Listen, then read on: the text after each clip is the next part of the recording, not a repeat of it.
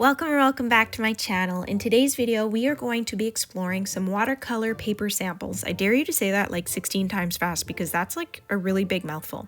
Anyways, there was a watercolor paper sale over at Jackson's Art, which is my favorite international online website. I will link it down below. I'm actually an affiliate with them, so if ever I link them and you guys click my link and purchase something, I make a very small commission, but it doesn't cost any extra for you guys. Anyways, today we're exploring this little paper sample. What I love about Jackson's is they have a little sample section and you can sample different art supplies. I did it before with some colored pencils. I'll link it in a card below or above actually, because it ends up going up in the corner, and I'll link it below in the description. So if you guys can see the little paper samples, all I can do is describe it to you as best as I can, but these paper samples are beautiful. They have gorgeous texture, they are cold pressed, and they have different thicknesses. Now I'm going to show you guys with a little paper flick how just the paper flick, you guys can tell by the sound, the thickness is different. So this is the 630, this is the 410, and then lastly we have the 300 GSM. I will stop talking so you can hear the little paper flick.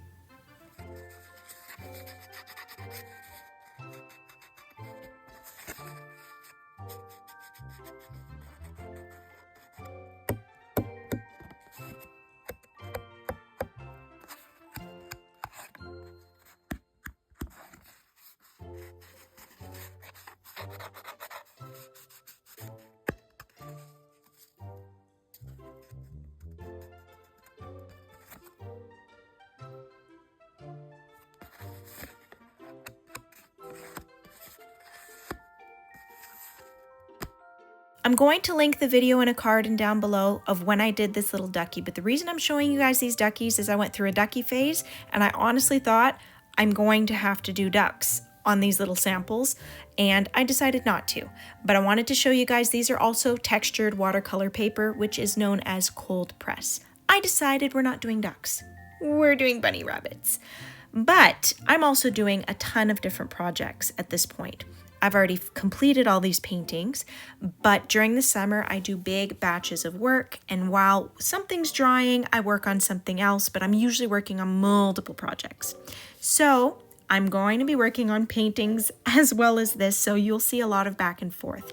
I did my sketch, I did my little outline, and then I erased my pencil sketch, and now I'm going to color these in with some of my White Nights because I love my White Nights paints for browns, but I like my Van Goghs for bright colors, and I want a mix of both over here, and I want to see how they'll react to the paper because these are very different kinds of watercolors, and that's what we're doing. We're learning, we're exploring together.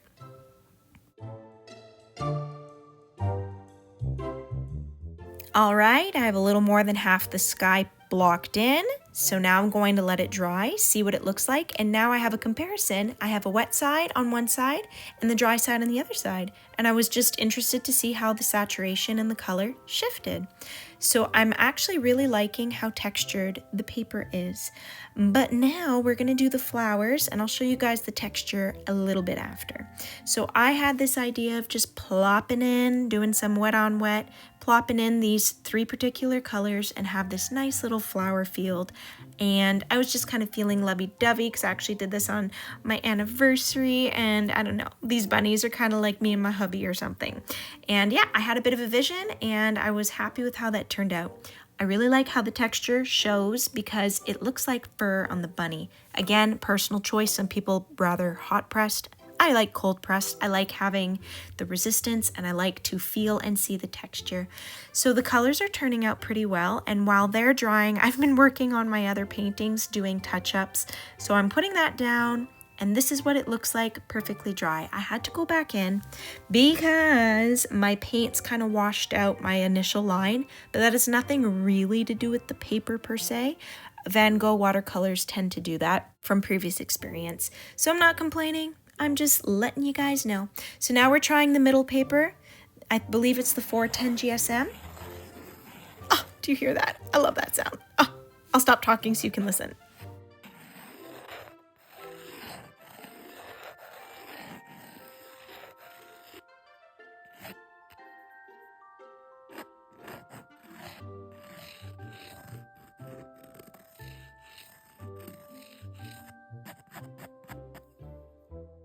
So if that isn't a testament to how thick the paper is, I don't know what is. I loved the sound. It was really fun, and I love my fat bun.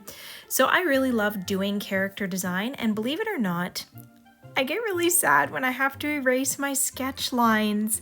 I just love having a good old pencil sketch, but if you're gonna go in with watercolor, you have to line everything and erase it. But I always get a little sad because, I don't know, I love the little messy lines in the sketches.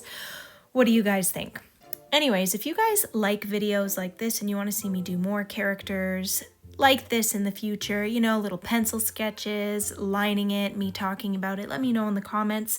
It's something I actually really like doing, but I like doing all kinds of artsy things. So little feedback would be nice. So anyways, here we are right before I erase all those little lovely lines, and now the lines are gone. Ah. Now for the 630 GSM, listen. It sounds like cardboard.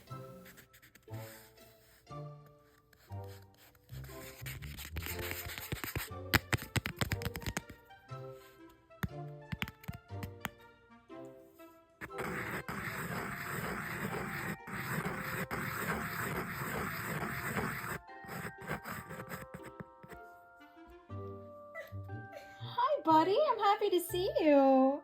I was drawing a bunny. Oh, I'm happy to see you. Bunny. A bunny, yeah. I was doing a bunny. Oh, I'm so happy to see you, buddy. So obviously I had to wait until the next day before I could tackle my little bun again. I was thinking children's book illustration, bunny in the meadow, purple flowers, but first we have to line it, of course. No paint until the pencil lines are gone. And fast forward to another day before I was able to paint it. That's the life of a busy mom. So who are we going to paint? We're going to paint Chubba Wubba. So I have a very, very specific plan for Chubba Wubba. Even though I had a specific plan for the other one, the coloring for this chubby bunny is something that I saw on the internet and I thought it was so sweet. So what we're going to do is we're going to do the background, let it dry, and then work on the other one, and I'm going to alternate because I don't want anything to bleed. I'm loving how the paint is reacting with both of these papers. Super happy I got this sample. This theme holds true for the whole video. We are rotating. When one is wet, we work on the dry one, vice versa. Let's keep it moving. I am so excited to use this purple and this purpley pink for my meadow, guys. I had a little vision in my head and the little colors are looking so nice. I'm so excited. But I'm gonna have to continue another day because someone is waking up. So here we are. I had to wait until another day to keep it going. So I'm just going to keep hopping along. You see what I did there? And show you guys what I was talking about. It's like a Rottweiler, but on a bun. I couldn't even. I was so excited. So I needed to mix up the perfect colors. And I was able to achieve that thanks to my White Night set. I love the browns in particular in these sets, but I love all White Nights paint. But I'm able to achieve the perfect browns just by mixing the colors together and the browns together, and I was so happy. And even with this bun, I had a really specific idea in my mind of what I wanted. Now, when it came to the first illustration, I was just kind of exploring and going with the flow. But then with the second and this third one here, I really had an idea of what I wanted in my mind, and I was happy to execute it, but I had a specific brown that I absolutely wanted for each bun. So I was so happy I was able to mix the perfect brown for my little illustration here.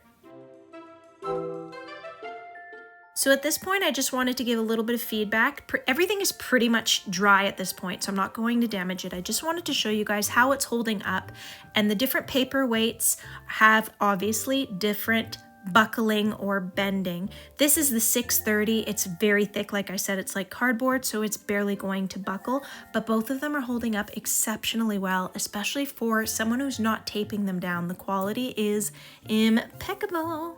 So now we're gonna go to my Rottweiler bunny. I added a little bit of blades of grass down there, if you guys didn't notice, because there wasn't much going on. It was too flat, and here I am putting in the dark brown.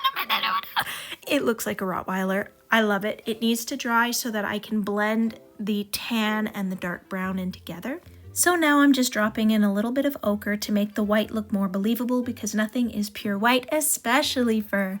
So if you've never tried this, I highly recommend it. Just put in the tiniest little bit of diluted yellow ochre and it'll really help your piece look more believable.